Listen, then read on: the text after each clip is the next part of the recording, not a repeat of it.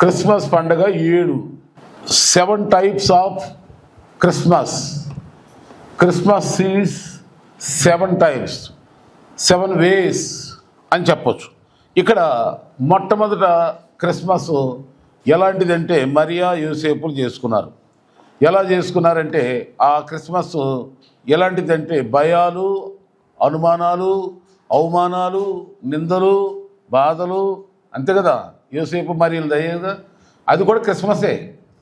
కనుక క్రిస్మస్ పండుగ సమయంలో ఏదైనా కష్టాలున్నా, శ్రమలున్నా, బాధలున్నా, కొరతలున్నా, ఇబ్బందులున్నా ఇది కూడా పండగలాగానే చూసుకోవాలి.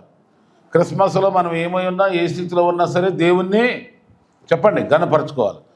ఈ రెండో క్రిస్మస్ ఏంటంటే ఎలిజాబెత్తు మరియలు కలుసుకున్నప్పుడు వందనాలు చేసుకున్నప్పుడు అంట ఆ ఎలిజబెత్ కడుపులో ఉన్నటువంటి శిశువు అంటే గంతులు వేసాడంట. ఒకళ్ళొకళ్ళు వందనాలు చెప్పుకుని ఆనందంగా సంతోషించారంట. ఇద్దరు గర్భవతులే, ఇద్దరు కలుసుకుని ఆనందించారు. మూడవ క్రిస్మస్ గొర్రెల కాపుల క్రిస్మస్. వాళ్ళు ఏం చేశారంట, దేవుని దూత మాట విని వాళ్ళంతా కూడా శిశువుని యేసు ప్రభుని చూసి సాగిలపడి వాళ్ళంతా ఏం చేశారు, వారు చూసిన దాన్ని బట్టి విన్న వాటిని బట్టి ఏం చేశారంటే దేవునికి స్తోత్రాలు చెప్పుకుంటా, అందరికి చెప్పుకుంటా క్యారల్స్ చేసుకుంటూ వెళ్ళిపోయారు వీధులంట. ఇది గొర్రెల కాపులు. నాలుగోదిగా జ్ఞానుల క్రిస్మస్. జ్ఞానులు ఏం చేశారు, నక్షత్రాన్ని చూసి యేసును కనుగొని యేసుకు పూజలు చేసి కానుకలు సమర్పించుకుని తిరిగి వాళ్ళు వెళ్ళిపోయారు. ఇక ఐదవ క్రిస్మస్ అన్నా అనే ఒక స్త్రీ, యేసు అంటే అన్నా అనే స్త్రీ దేవాలయాన్ని ఇడవకుండా దేవాలయంలోనే కనిపెట్టుకుని ఉంటుంది. యేసు ప్రభు శిశువుగా ఉన్నప్పుడు యేసు ప్రభుని మరియా యోసేపులు దేవాలయం తీసుకొచ్చినప్పుడు ఆమె ఎత్తుకొని ఆమె ఏమని కృతజ్ఞత చెప్పిందంటే, నేను నా విమోచకుడిని నేను చూశాను, ఇంత సంతోషం నాకు ఎప్పుడూ దొరకలేదని ఆనందించిందంటది. అది అన్నా క్రిస్మస్, విమోచకుడిని చూశాను. ఆరవదిగా సుమియోన్ క్రిస్మస్. సుమియోనేమో నీ దాసుని సమాధానంగా పోనిస్తున్నావు అని సంతోషంతో శిశువుని చూసి సంతోషించాడు. ఈ ఏడవ క్రిస్మస్ ఏంటంటే, ఏడో రకం వీళ్ళెవరంటే దేవుని దూతలు. దేవుని దూతలు ఏం చేశారంట, పాటలు పాడారు. ఆకాశ సైన్యం, దేవదూతల సైన్యం ఏం చేశారంట, శిశువు జన్మించగానే పాటలు గాత్రాలు. కనుక ఈ 7 రకాలైన ఈ క్రిస్మస్లో అంటే క్రిస్మస్ని 7 విధాలుగా జరుపుకోవాలి. 7 విధాలలో ఒక విధాన్ని నేను ఇప్పుడు చెప్తాను, చెప్పాను 7. మళ్ళా మీరు వినాలా? మనకు ఉంది కదా, ఏముంది, ఏ ఛానల్ ఉంది చెప్పండి. మన ఛానల్ పేరేంటి? మెస్సయ్య స్వరం ఉంది రెడీగా. అది దేవుడిచ్చిన కృప. ఇప్పుడు మీరు ఏదన్నా విన్నది మిస్ అయినా మీరు యూట్యూబ్ ఛానల్లో ఇప్పుడు టీవీల్లో కూడా పెట్టుకుని చూడవచ్చు. యూట్యూబ్ ఛానల్ని టీవీల్లోనే చూడవచ్చు ఇప్పుడు. కనుక ఈ సమయంలో ఒక మాట నాకు ఎందుకో ప్రేరేపణ కలిగి మీకు వివరిస్తాను. చూడండి, ఇప్పుడు లూకా సువార్త తెరవండి. 1వ అధ్యాయం 39, 41, 44 వచనాలు కూడా మనం చదివేసినట్లయితే, మరియా యేసుక్రీస్తును గర్భం దాల్చింది, యేసు ప్రభుని. అందరూ ఎవరు కూడా ఆమెని దగ్గర జారనివ్వట్లేదు. ఎందుకనగా పెళ్లి కాకుండా పురుషుని ఎరగకుండా గర్భం దాల్చింది అని ఒక వింతగా అందరూ చూస్తున్నారని ఎవరు దగ్గరికి వెళ్ళే అవకాశం లేక ఆమె తనకంటే పెద్దదైన యాజకురాలు పాస్టమ్ గారు ఉన్నారు, ఆమె పేరే ఎలిజబెత్. ఆమెకు కూడా చాలా కాలం వరకు సంతానం లేదు. అదే సమయంలో ఈమె కంటే ఒక 6 నెలలు ముందు ఆమె గర్భం దాల్చింది. ముసలమ్మ, ఆమె బాగా ముసలిదే, ఈమెమో అసలు పెళ్ళి అవ్వలేదు. ఇద్దరు గర్భం దాల్చారు. ఆమెని ఎంతగా చెప్పుకున్నారు, ఈ ముసలిదానికి ఇప్పుడేంటి, ఈ ముసలిదానికి ఇప్పుడేంటి, ఈ ముసలిది ఇప్పుడు నీళ్ళు పోసుకుందేంటి, ఈ ముసలిది ఇప్పుడేంటి ఇప్పుడు గర్భం దాల్చిందండి అని ఆమెనేమో అపహాస్యం చేస్తున్నారు, ఈమెనేమో అవమానిస్తున్నారు. ఎవరిని? మరియమ్మనేమో అవమానపరుస్తున్నారు, ఆమెనేమో అపహాస్యం చేస్తున్నారు. అంతే కదా. ముసలి దంపతులు ఎక్కడ ముసుముసు నవ్వుకొని ముసలోడు ముసలమ్మ నవ్వుకుంటా సరసాలు ఆడుకుంటారు, చూసేవాళ్ళు ఏమనుకుంటారు చెప్పండి? ఈ ముసలోళ్ళకి భలే కొందరా అనుకుంటారు. అలాగే అలాగే గర్భం దాల్చింది. వీళ్ళిద్దరూ చూడండి, పెద్ద ఆమె దగ్గరికి చిన్న ఆమె వెళ్ళింది. అనగా యేసును కనబోతున్నటువంటి మరియా ఆమె దగ్గరికి వెళ్ళింది. వెళ్ళగానే బాగానండి ఈ మాట, వెళ్ళగానే ఆ పెద్ద ఆమెకి ఏం చేసిందంటే ఎలిజబెత్కి ఈమె వందనం చేసిందంట. ఈమె వందనం చెప్పటం కానీ ఆ ముసలమ్మ గర్భంలో ఉన్నటువంటి శిశువు ఏం చేశాడంట? గంతులు వేసాడంట. అంటే అర్థం ఏంటి? వారిద్దరు కలుసుకోగానే మరియ వందనం ఆమెలో ఆనందాన్ని కలిగించింది. శిశువు ఆనందముతో గంతులు వేసాను. శిశువు ఆనందముతో అక్కడ చూడండి 44లో ఉంది. అలాగే మనము ఒకరినొకరు కలుసుకున్నప్పుడు, ఒకరినొకరు చూసుకున్నప్పుడు, ఒకరినొకరు వందనాలు చెప్పుకున్నప్పుడు మన హృదయాలు కూడా అలా పులకరించాలి.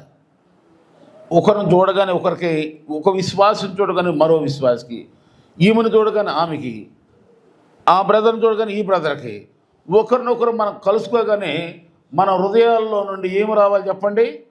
ఆనందం పొంగి పొరలాలి. అప్పటి వరకు ఉన్న విచారం, అప్పటి వరకు ఉన్న అవమానం, అప్పటి వరకు ఉన్నటువంటి అపాస్యాలు, లోక నిందలు, శ్రమలు, వేదనలు, దుఃఖాలు అన్నీ ఈ వందనముతో దెబ్బ మాయమైపోవాలి. అలా చెప్పుకోవాలి వందనాలు. అంతేనా? అసలు ఎలా చెప్పాలి చెప్పండి? ఎవరికైనా వందనాలు చెప్పాలంటే వందనాలు సిస్టర్, అక్క, ఆంటీ, అన్న, వందనాలు. కొంచెం వంగితే ఇంకా మంచిది, పొట్ట కూడా తగ్గుద్ది. ఆమేన్. కాస్త వంగితే కాస్త మనలో నెత్తికెక్కిన పొగరు కూడా దిగుద్ది. అందుకని ఏం చేయాలి చెప్పండి? కొంచెం ఇలా అనండి, తప్పేముంది? వందనాలు చెప్పండి. ఇలా ఇంతగా దీనత్వంతో తగ్గించుకుని వందనం చెప్తుంటే అవతల వ్యక్తికి ఏమనిపిస్తుంది చెప్పండి? ఎంతో ఆనందం. అమ్మో, నేనంటే ఇంత ప్రేమ, ఇంత గౌరవమా, ఇంత అభిమానమా అని అవతల వారికి ఏం కలుగుతుంది మన వందనానికి చెప్పండి? ఎంతో సంతోషపడిపోతారు. అది ఎంత డబ్బు ఇచ్చినా రాదు, ఎంత భోజనం పెట్టినా, ఎంత వస్త్రాలు, ఎంత బహుమతులు ఇచ్చినా అలాంటి ఆనందంగా, అంత గౌరవం. కనుక వందనము అనే మనం ప్రైజ్లాడు అంటున్నాం, పర్వాలేదు, ప్రైజ్లాడే పోనీ వందనం అనుకుందాం. అది చెప్పేది ఏంటో హృదయపూర్వకంగా చెప్పుకోవాలి, మనపూర్వకంగా చెప్పుకోవాలి. ఎప్పుడు అలా వస్తుందంటే ఆ టాక్, అలాంటి వినయం, విధేయత ప్రతి ఒక్కరిలో కూడా మన ఎదుట ఉన్న వ్యక్తిలో ఎవరిని చూడాలంటే యేసు ప్రభువును చూడాలి. ఎవరిని చూడాలి? ఎవరిని చూడాలి చెప్పండి? ప్రతి అమ్మలోను, ప్రతి అయ్యలోను, ప్రతి బ్రదర్లోను, ప్రతి సిస్టర్లోను వాళ్ళ బ్యాక్గ్రౌండ్ మనకు అనవసరం లేదు, వాళ్ళ స్థితిగతులు మనకు అక్కర్లేదు. వాళ్ళ పేదోళ్ళు, ధనికులు, చదువు ఉన్నవాళ్ళు, చదువు లేనివాళ్ళు, జ్ఞానం ఉన్నవాళ్ళు, జ్ఞానం లేనివాళ్ళు, ఏ పరిస్థితుల్లో లోకములో వాళ్ళకి ఏ స్థితి మనకు అక్కరే లేదు. వాళ్ళు క్రీస్తుని అంగీకరించి బాప్తిసం పొందారు గనక, క్రీస్తును ధరించారు గనక, వారు యేసు క్రీస్తు రక్తంతో కొనబడిన వారు, కడగబడిన వారు, దేవుని సొత్తైన ప్రజలు గనక, పరిశుద్ధ జనాంగం గనక వారిని చూడగానే ఎవరు గుర్తు రావాలంటే యేసు ప్రభు గుర్తు రావాలి. వాళ్ళ ముఖాలు, వాళ్ళని చూడగా. అందుకని ఒకవేళ మీ ఎదురుగుండానే, మన ఎదురుగుండగానే యేసు క్రీస్తు ప్రభు వారు వచ్చి నుంచుంటాడు. ఇప్పుడు మనందరం ఏమంటాం చెప్పండి? ఆయన్ని ఎలా మొక్కుతాము? ఒకవేళ యేసు ప్రభు వేరే వచ్చి ఇక్కడ నుంచున్నాడు, ఎలా మీరు మొక్కుతారు? ఎలా మొక్కుతారండి? నా ప్రార్థనల ద్వారా మేలు పొందిన వాళ్ళు అనేక మంది, చాలామంది కాళ్ళు మొక్కారు. నాకు కాళ్ళు మొక్కిన వాళ్ళు ఉన్నారు, చాలామంది ఉన్నారు. మేము వద్దన్నా వినకుండా మొక్కిన వాళ్ళు ఉన్నారు, కాళ్ళు కడిగిన వాళ్ళు ఉన్నారు. ఎందుకు ఇలా చేస్తున్నారంటే, మేము దేవుణ్ణి మీలో చూసుకున్నాం, మీలో మీరు కాదనమాకండి అని బతిమలాడి మరి నాలోనంట దేవుణ్ణి చూసుకున్నారంట. నీలోనూ దేవుణ్ణి చూడాలి. ఒకవేళ నా ప్రార్థనల ద్వారా మేలు పొంది చూసుకున్నారేమో, కానీ అసలు వాళ్ళ ద్వారా మనకి ఏ ప్రయోజనం లేకపోయినా, వాళ్ళ ద్వారా మనకి ఏ విధమైనటువంటి ప్రత్యేకత కనబడకపోయినా సరే, వాళ్ళు దేవుని నమ్ముకున్నారు కనుక, ప్రభువుని నమ్ముకున్న బిడ్డలు కనుక, ఎలాంటి వారినైనా సరే ఏం చేయాలి చెప్పండి? మనందరూ కూడా ఒకసారి చేతులు పెట్టుకోండి. వందనం సారు, వందనమయ్యా, వందనం అన్న, వందనం అక్క, వందనం తమ్ముడు ఇలా అన్నప్పుడు ఏం జరుగుద్దంటే దేవుని ప్రేమ నీలో నుండి అవతలోళ్ళకి తాకుద్ది. దేవుని ప్రేమ నీలో నుండి అవతల వ్యక్తులకి తాకినప్పుడు వాళ్ళ హృదయం పులకరిస్తుంది, వాళ్ళు ఎంతో ఆనందిస్తారు. ఈ దేవుని దృష్టిలో నువ్వు ఎంతో విలువైన ఆశీర్వాదం పొందుకుంటావు. మరి ఒక సందర్భాన్ని నీకు గుర్తు చేస్తా. ఏంటంటే యేసు ప్రభువారు యోహాను సువార్త 13వ అధ్యాయంలో మనం చూసినప్పుడు అక్కడ యేసు ప్రభువారు శిష్యుల పాదాలు కడిగారు. పాదాలు కడిగి ఆయన ఏమంటాడంటే చూడండి, అక్కడ 13వ అధ్యాయంలో ఏమంటాడు, మీరు 22వ వచనం అనుకుంటా, అక్కడ ఏముంటుందంటే, అక్కడ కాదు, యోహాను సువార్త 13వ అధ్యాయంలోనే ఉంటుంది, నేను మీ పాదములను కడిగాను గనక మీరును ఒకరినొకరు. 13వ అధ్యాయం 14లో చూడండి, మీరు కూడా ఒకరి పాదములను, అంటే అర్థం ఏంటి? నేను ఎలా మీ పాదాలు కడిగానో ఒకరినొకరు మీ పాదాలు కడుక్కోండి. అంటే మనం ఒకరు పాదాలు కడుగుతున్నామంటే అర్థం ఏంటి? వాళ్ళను నిలువున ప్రేమిస్తున్నాం, నిలువున గౌరవిస్తున్నాం అని అర్థం. వాళ్ళ పాదాలు పట్టుకున్నామంటే ఎంతో దీనత్వం ఉంటేనే, ఎంతో దేవుని ప్రేమ మనలో ఉంటే తప్ప అవతల వ్యక్తులు కాళ్ళు పట్టుకోగలరు. యేసు ప్రభువారు ఒకరి పాదాలు ఒకరు కడుక్కోండి అంటే ఒకరి ఎదుట ఒకరు తగ్గించుకోండి, ఒకరికొకరు పాదాలు కడుక్కోండి అంటే మీరు ఒకరినొకరు తగ్గించుకోండి. ఒకరికంటే ఒకరు ఎక్కువ అని అనుకోమాకండి, ఒకరికంటే ఒకరు ఐఎమ్ స్పెషల్ అని అనుకోమాకండి. ఎవరిలోనూ ఏదీ లేదు. నేను దేవుడినయుండి, ప్రభువునయుండి, బోధకుడినయుండి నేనే మీ పాదాలు కడితే మీరు ఎందుకు చేయకూడదు? అలా చేస్తేనే మీరు నా శిష్యులు అవుతారు, అలా చేస్తేనే క్రైస్తవులు, అలా చేస్తేనే నిజమైన దేవుని బిడ్డలు అవుతాం. బల ఆరాధన తీసుకున్నప్పుడు వాళ్ళు పాదాలు కడుక్కోకపోయినా, అక్షరంగా కడుక్కోకపోయినా, అంతరంగంలో మాత్రం ఏముండాలి చెప్పండి? వాళ్ళ పాద ధూళితో నేను సమానం అనుకోరు మనసులో. ఆమె నువ్వు కింద కూర్చున్న వాళ్ళేమో తక్కువ, కుర్చీలో కూర్చున్నవాడు ఎక్కువ, లేకపోతే నేను ఎక్కువ, ఇంకో రకంగా వీరు పోల్చుకొని నీకు నీవే ఎవరికి వాళ్ళు గొప్పగా అనుకున్నారా, మిమ్మల్ని మీరే మోసం చేసుకున్నవాడు అవుతారు. అది అంతరంగంలో వచ్చినా సరే ఏమనుకోవాలంటే, నేను ఈ చర్చిలో ఎవరైతే హీనమైన వారని అనుకుంటున్నారో వాళ్ళకంటే హీనమైన వాడని నేను, హీనమైన దానం నేను. ప్రభా నన్ను కనికరించయ్యా, ప్రభా నన్ను ఆశ్రయించయ్యా, ప్రభా నన్ను దీవించయ్యా అని అనుకోవాలి తప్ప లేనిపోని మనసు తెచ్చుకున్నావంటే, లేనిపోని దరిద్రం కొని తెచ్చుకుని ఆశీర్వాదం బదులు శాపాన్ని కొని తీసుకుని వెళ్ళిపోతావు. కనుక అలా చేయమాకండని మీకు దండం పెట్టి చెబుతున్నా. చూడండి, ఒకరినొకరు మనం వందనాలు చెప్పుకోవాలి, ఒకరి పాదాలు ఒకరు కడుక్కోవాలి, ఒకరికొకరంట బుద్ధి కూడా చెప్పుకోవాలంట. ఏం చెప్పుకోవాలి? ఇప్పుడు ఎవరన్నా తెలియక ఏదైనా చేస్తున్నారు అనుకో, మాట్లాడినా క్రియలు చేస్తున్నారు, లోపల ప్రేమించుట కంటే చెప్పండి బహిరంగంగా గద్దించుట మేలు. నువ్వు చెప్తేనే వాళ్ళకి తెలుస్తుంది, నువ్వు చెప్తేనే వాళ్ళకి తెలియదు. అందుకని డైరెక్ట్గా చెప్పండి. మీ మాట ఏం లేదనుకో, సేవకుడు నా దృష్టి తీసుకురండి, తాట తీస్తా, ఎంత ప్రేమిస్తానో తేడా వస్తే ఊరుకునేది లేదు. విన్నారా? నా సంగతి తెలుసు చాలామంది. నేను అలా చెప్పకపోతే దేవుడు నన్ను ఊరుకోడు. ఆమేన్. కనుక బుద్ధి చెప్పుకోవాలి, గొనుగుడు ఉండకూడదు, సనుగుడు ఉండకూడదు. ఫటాఫట్ ముఖమే పగలగొట్టేసేయాలంతే. నువ్వు ఇలా ఉండాలి. నువ్వు విశ్వాసమేనా? నువ్వు పిశ్వాసమా? నువ్వు ఇలా ఉంటే సంఘానికి క్షేమమా? నీ ద్వారా ఎవరు రక్షణ పొందుతారా? చర్చకు వస్తారా? దేవుని నామానికి ఎంత అవమానం అని వెంటనే పట్టుకో. ముందు పర్సనల్గా హెచ్చరించిన వినపోతే నీ తోటి వాళ్ళని ఇద్దరు పెట్టుకుని మాట్లాడు. అప్పుడు వినపోతే నా దృష్టి తీసుకురా. హల్లెలూయా. అంతే తప్ప నేను మంచోడిని, ఆడ మంచోడు కాదు లోపల అనుకోమాక. బుద్ధి చెప్పు. బుద్ధి చెప్తే నువ్వు వాళ్ళకు మేలు చేసిన దాన్ని అవుతావు, మేలు చేసినోడు అవుతావు. కనుక నాకెవరు త్రోవ చూస్తే నాకు ఎలా తెలుసుద్ది అని అంటాడు బైబిల్లో. కనుక ఇంకా మనం చూసుకుంటే ఒకరినొకరము ఇలా మనము వందనాలు చేసుకోవటమే కాదు, ఒకరినొకరు చూడండి. ఎందుకు ఇలా చేసుకోవాలంటే ఎఫెసీ పత్రిక ఒకసారి తెరవండి, ఆ మాట చదువుతాను మీకు. ఎఫెసీ పత్రిక 4:25 ఏముందంటే, మనం ఒకరినొకరు అవయవమై ఉన్నాము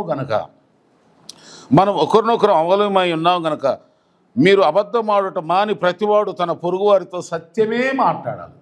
అంటే అర్థం ఏంటండి? దీని అర్థం మనందరం ఎవరమై ఉన్నామమ్మా? ఏ ఊరో, ఏ దేశమో, ఏ ప్రాంతమో, ఏ పట్టణమో, ఏ కులమో, ఏ మతమో, ఏ అమ్మకో నాన్నకు పుట్టామో మనందరం ఎవరు కావాలి ఉన్నాయి, రికార్డులు ఉన్నాయి. అవన్నీ అక్కర్లేదు. యేసుప్రభు నమ్ముకున్నాం కనుక, రక్షణ పొందాం కనుక మనందరం కూడా ఇప్పుడు క్రీస్తుకు మనందరం కూడా ఎవరు అండి? క్రీస్తు శరీరంలో మనం ఎవరు? అవయవాలు. పాలువారంటే అది వేరు. అవయవాలు అంటే ఏంటి చెప్పండి? చెవులోకి గులి వెళ్తుంది, పుల్ల పట్టుకుంటావు, ఏం చేస్తావు? చెవి అంటుంది, నాకు నొప్పి వస్తుంది, అప్పుడు నువ్వు ఊరుకుంటావా? నోటి నిండా తెల్లరి పొద్దున లెగ్గానే సొంగల కారత పాసి కంపు కొడుతుంది, ఏం చేస్తావు? నన్ను కరగమాక, నా నోరు ముట్టుకోమాక, పొళ్ళు పడుతున్నాయి, అరిగిపోతున్నాయి అంటే ఊరుకుంటావా? మనది ఈ శ్వాసులు కూడా ఎవరికైనా నువ్వు చెప్పే మనకు ముందు బాధేస్తుంది. ఎవరికైనా ఏదైనా మంచి మాట ఎవరికైనా నొప్పి, ఎవరికైనా నొప్పి. గట్టిగా తోముకుంటాం, శుభ్రంగా తోముకుంటాం, మంచిగా బాడీ శరీరాన్ని నొప్పేస్తుంది. బ్రష్ పెట్టి కొడతాం, రకరకాలుగా స్నానం చేస్తాం. ఎందుకు చేస్తాం? శుభ్రత. అలాంటప్పుడు శరీరానికి కొంచెం బాధ, నొప్పి కలుగుద్ది. మరి అలా చేయలేదనుకో, నువ్వు శుభ్రంగా శుద్ధిగా ఉండలేవు, బ్యాక్టీరియాలు చేరిపోతాయి, అనారోగ్య సమస్యలు వచ్చేస్తాయి, స్కిన్ ఎలర్జీ వచ్చేస్తుంది, రకరకాల జబ్బులు ఎంటాడతాయి. అందుకని ముఖం శుభ్రం కడుక్కోవాలి, బాడీ అంతా క్లీన్ అండ్ గ్రీన్ నీట్గా చేసుకోవాలి. అది నొప్పి అయినా సరే. తర్వాత ఇంకా చెప్పనా, మీ శరీరంలో ఫ్యాట్ పెరిగిపోతే ఏం చేస్తాం? పరిగెత్తాం, ఎక్సర్సైజ్ చేస్తాం, ఏమని చేస్తాం. ఎందుకు? అమ్మో నా కాళ్ళు నొప్పుకుంది, బాడీ నొప్పుకుంది, ఊరుకో అని అంటుంది శరీరం. ఊరుకుంటావా? నిన్ను నలగొట్టకపోతే నన్ను నాశనం చేసేస్తాం. అందుకని నీ ఆ కొవ్వును కరిగించి పడాను. ఇవన్నీ బాగా ఆలోచించండి. బాధకరమా లేకపోతే సుఖంగా ఉంటాయా? ఒక మాట చెప్పండి, బాధగా ఉంటాయా, సుఖంగా ఉంటాయా? చేసేటప్పుడు బాధే కదా, నొప్పే కదా. అలాగే క్రీస్తు అవయవమైన మనలో ఎవరికైనా చెవులో సీము గులం పట్టినట్టు ప్రవర్తిస్తున్నాడు అనుకో, ఏం చేయాలి చెప్పండి? నువ్వే ఒక పొలలాగా పొడిచి క్లీన్ చేయాలి. ఎవరు నోటమ్మటన్నా దేవుని వాసన రాకుండా, మాటలు కాకుండా దయ్యపు వాసనలు, దయ్యపు మాటలు కంపు వస్తుందనుకో, ఒక బ్రష్ పట్టుకుని అట్ట క్లీన్ చేస్తావు. అట్ట నువ్వే ఒక బ్రష్వి, నువ్వే ఒక పేస్ట్వి, నువ్వే ఒక సబ్బువి. బాడీ అంతా క్లీన్ చేయి.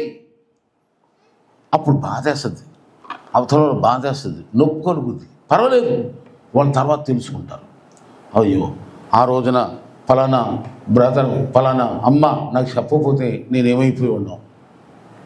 ఆమేన్ చెప్పరే గట్టిగా స్తోత్రాలు. చిన్న ఉదాహరణ, మేము ఒక పాస్టర్ గారికి ఒకసారి పిలిచి భోజనం పెట్టాం, చికెన్ కూర భోజనం పెడితే మాకు అప్పుడు మా చిన్న పిల్లలు, మాకు ఈమెకి చికెన్ కూర ఎలా వండాలో తెలియదు. ఏదో తన పద్ధతిలో వండుతుంది, తింటున్నాం. తిన్నప్పుడల్లా తినేటప్పుడు బాగానే ఉండేది, తింటున్నప్పుడు గట్టిగా ఉండేది. తర్వాత తిన్నాక కడుపు నొప్పి వచ్చేసి చాలా తేడా. ఇదేంద్రా చికెన్ అంటే ఇలా ఉంటుంది ఏమోలా అనుకునేవాళ్ళం మేము, వండటం కుదరక ఈమెకి. ఒకరోజు నాకు పాస్టర్ గారిని ఇట్టగా భోజనం పిలిస్తే ఆయన తింటూ ఏమనలేక అన్నాడు, మీరు ఏమనుకోకపోతే ఈ కూర నేను మళ్ళీ వండి పెడతాను మీకు అన్నాడు. ఇదేంటి, మసాలాలు వేసాం, ఉల్లిగడ్డలు వేసాము, నూనె వేసాం, అన్నీ వేసి ఎంత శుభ్రంగా వండి పెడితే ఇదేంటి ఎట్లా అంటున్నాడు, మళ్ళీ వండుతాం. ఏమనుకోవద్దు పాస్టర్ గారు, మీరేమనుకోవద్దు, ప్లీజ్ ఒక్క అవకాశం నాకు ఇవ్వండి అని చెప్పి దాన్ని ఏం చేశాడంటే మంచిగా ఏం చేశాడు, నీట్గా వండాడమ్మా. వండినాక తిన్నాం. ఇదివరకు మాకు నొప్పి వచ్చేది, కడుపు నొప్పి. ఇప్పుడు నొప్పి రావట్లేదు. ఇదివరకు మొక్క గట్టిగా ఉండేది, పొళ్ళన్నీ నొప్పులు పుట్టాయి. ఇప్పుడు అది మెత్తగా వెళ్ళిపోతుంది. అయ్యో ఏంటి తేడా అని చెప్తే అప్పుడు అర్థమైపోయి అప్పటి నుండి చక్కగా వండుకోవటం నేర్చుకున్నాం. మరి ఇప్పుడు నేను ఎందుకు చెప్తున్నాను ఆ బ్రదర్ గురించి, ఆ పాస్టర్ గురించి చెప్పిన ఆయన అన్నప్పుడు మాకు బాధ వేసింది. ఇదేంటి పెట్టింది తినకుండా మళ్ళీ మన వంటకే పేర్లు పెడతాడేంటి అన్న బాగా నొచ్చుకున్నాం.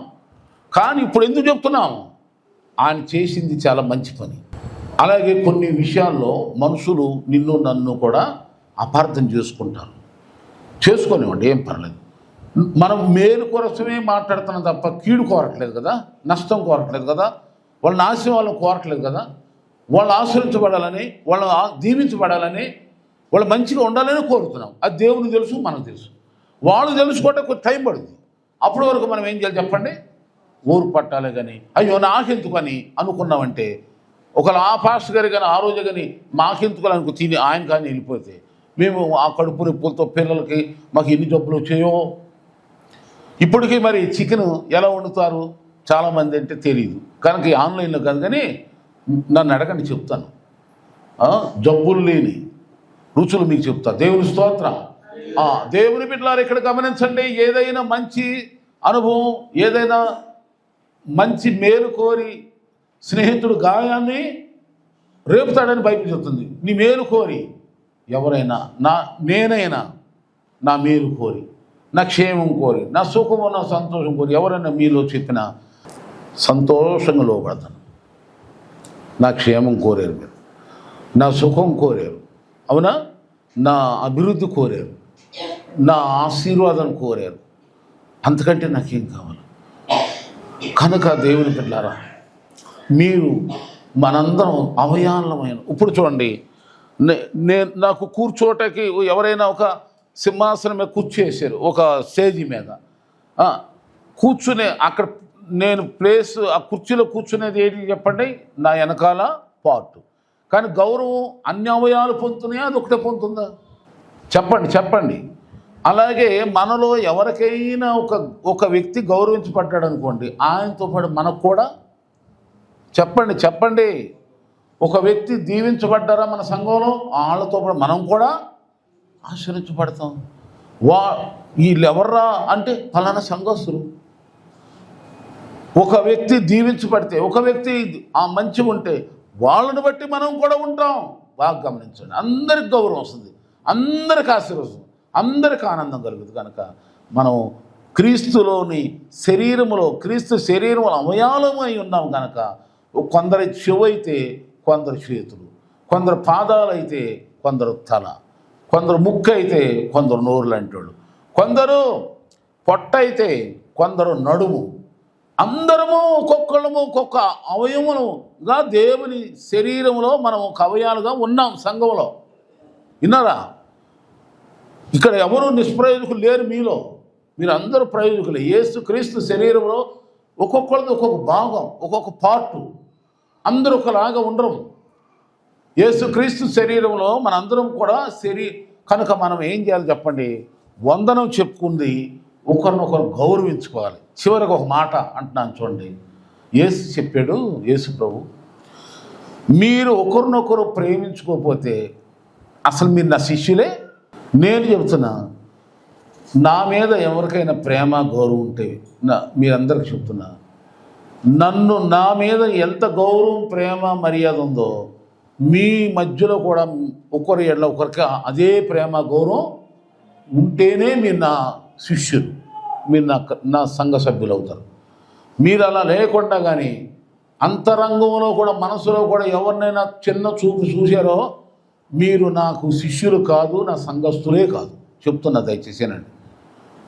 మీరు నన్నెంత గౌరవిస్తున్నారో, నన్నెంత ప్రేమిస్తారో, నేనంటే ఎంత విశ్వాసం ఉందో, వినయం ఉందో, మీరు కూడా ఒకరి ఎడలో ఒకరు వాళ్ళు సీనియర్ మోస్ట్లో చిన్న పెద్ద అనవసరం ముందే చెప్పాను. ప్రతి ఒక్కరు కూడా మీ పాస్టర్ గారినైనా నన్ను ప్రేమించినట్టే వారిని కూడా ప్రేమిస్తేనే నాకు నిజమైన సంతోషం. అప్పుడే మీరు నా సంఘ సభ్యులు అవుతారు. నా శిష్యులు అవుతారని యేసయ్య చెప్పినట్టుగా నేను మీకు చెప్తున్నాను. కనుక మీరు అలాగే ఉంటారని ఆశిస్తున్నాను. మన మధ్య ఇలాంటి ప్రేమ లేకపోతే దేవుని ఆత్మ కార్యాలు ఇక్కడ జరగవు, ఆత్మల రక్షణ పొందరు, సంఘానికి ఎవరు రారు.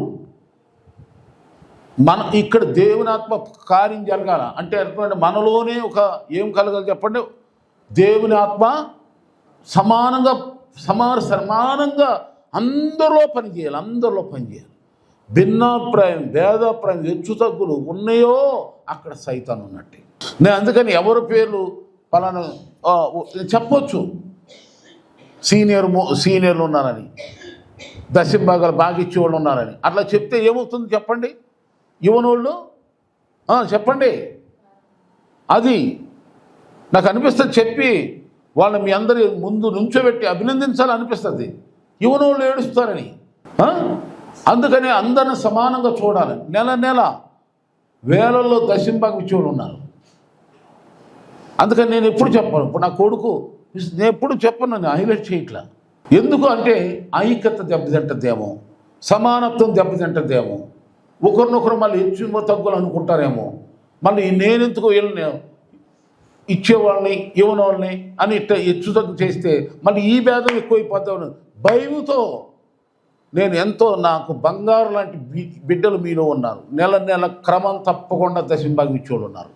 వాళ్ళకి ఎన్ని కష్టాలు ఉన్నా సరే దేవుని సొమ్ము, దేవుని డబ్బులను ముందు దేవునికి ఇచ్చినాకే దేనికైనా సరే అలాంటి బిడ్డలు ఉన్నారు. వాళ్ళ పాదాలు కడిగి నా నెత్తిమే పోసుకోవాలనిపిస్తుంది. అలాంటి వాళ్ళు అయితే దేవుని సేవ ఎలా జరుగుతుంది? చాలా మాటలు చెప్పి కబుర్లు చెప్పేవాళ్ళు ఉంటారు. ఎంత చెప్పినా వినరు, చెవిటి పాముల్లాగా. వాక్యం పోనీ ఇచ్చితే దీవించబడతారు. అది బైబిల్ లేఖన ప్రకారం, దేవుని వాగ్దానం ప్రకారం ఇస్తున్నారు. దేవుని దీవులను పొందుకుంటారంతే. ఇవ్వకపోతే నాకేం చెప్పు, నాకు దేవుడు వేరే దిక్కు నుండి ఇస్తాడు, నాకేం కొదువా? ఆమేన్. నన్నేనా దేవుడు ఏమన్నా పోయి ఏమన్నా తక్కువ చేస్తే అనుకోవచ్చు. నాకు ఒక ద్వారం ఇవ్వడితే 100 ద్వారాలు దేవుడు గెలుస్తాడు. దేవుని స్తోత్రం. నాకు ఆ విశ్వాసం ఉంది. నేను దేవుడు పిలుపుతే వచ్చే ప్రభు సేవకి, ఆయన పోషణలో ఉన్నా, నేను ఆయన సంరక్షణలో ఉన్నా. ఆమేన్. అందుకని ఎవరైనా పాస్ గారికి ఇస్తే పాస్ గారు బాగా ఇదవుతాడు అనుకున్నారా? మిమ్మల్ని మీరు నాశనం చేసుకున్నట్టే. దేవా, నేను నీకు ఇస్తున్నా అయ్యా, నీకు ఇస్తున్నాను నాయనా, నన్ను దీవించు. నాకున్న శక్తి కొలదిగానే నీకు ఇస్తున్నా ప్రభువా. నాకు ఇచ్చిన దానిలో నుండి దశమ భాగం ప్రథమ ఫలాలు తీసి నమ్మకంగా నేను నీకు ఇస్తున్నానయ్యా. యథార్థంగా ఇస్తున్నాను నాయన, సంతోషంగా ఇస్తున్నాను, ఉత్సాహంగా ఇస్తున్నాను. నన్ను చూడయ్యా, నన్ను ఆశ్రయించాయని వేడుకుని ప్రార్థన చేసుకుంటూ ఇస్తే ఆ ఫలం మీరు పొందుకుంటారు. అలా కాకుండా వేరే విధంగా మీరు తలస్తే మీకు నష్టం, ఎవరికైనా వాళ్ళకే నష్టం. నాకు తెలుసు. అందుకని నేనేం బాధపడను, నవ్వుకుంటా. హల్లెలూయా. దేవునికి మహిమ కలుగాక, మీ అందరినీ దేవుడు ఆశ్రయించునుగాక. ఈరోజు నేను చెప్పినటువంటి అంశం ఏంటంటే, క్రిస్మస్ 7 భాగాలుగా ఉంటాయి. 7 టైప్స్లో మీరు అన్ని విధాలుగా మీరు చేసుకోవాలి. జ్ఞానులు క్రిస్మస్ చేసుకోండి. గొర్రెల కాపర్ల క్రిస్మస్ ఏంటి చెప్పండి? గొర్రెల కాపర్ల క్రిస్మస్ వారు చూసి, వారు విన్న వాటిని బట్టి, చూసిన వాటిని బట్టి ఏం చేశారంట? దేవునికి స్తోత్రాలు, క్యారల్స్ చేశారు. జ్ఞానులు క్రిస్మస్ ఏంటి చెప్పండి? బంగారము, సాంబ్రాణి, బోళము సమర్పించేసి వాళ్ళ దేశానికి తిరిగి వెళ్ళిపోయారు. దేవుని స్తోత్రం. నా విమోచకుడు నేను చూశాను అని అనే ప్రవక్త్రి. అలాగే సమాధానముగా నన్ను పంపిస్తున్నావయ్యా, సుయోను పండగ. అలాగే ఎలిజబెత్, మరియా పండగలు ఏంటంటే ఒకరినొకరు సంతోషంగా బాప్తిస్మిచ్చే యోహాను నేను కనబోతున్నాను అని ఎలిజబెత్ ముసలమ్మ. అలాగే మరియా లోకరక్షకుడు, సర్వోన్నతుడైన దేవుడు నా గర్భం వందనాలు. మరి ఇప్పుడు మనలో యేసుప్రభు లేడంటారా? అప్పుడు వాళ్ళిద్దరు గర్భాల్లో ఉన్నారు, సంతోషించారండి. ఇప్పుడు మనలో ఏముంది అనుకుంటున్నారా? మీలో ఉన్నాడా, నాలో ఉన్నాడా యేసుప్రభు? చెప్పండి కొంచెం. ఉన్నాడా? ఉన్నాడు.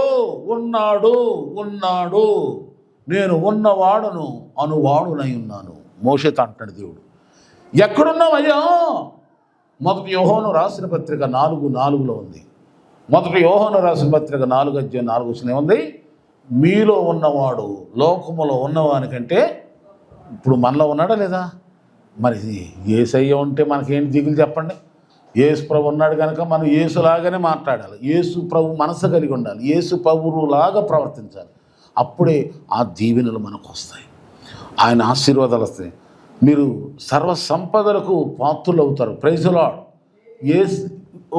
ఒక పద్ధతిగా ఒక లా ప్రకారం వెళితేనే ఫలితాలు పొందుతాం. అలా కాకుండా మన ఇష్టమైన పద్ధతులు వెళ్ళమనుకోండి, వచ్చే దీవులు రావు.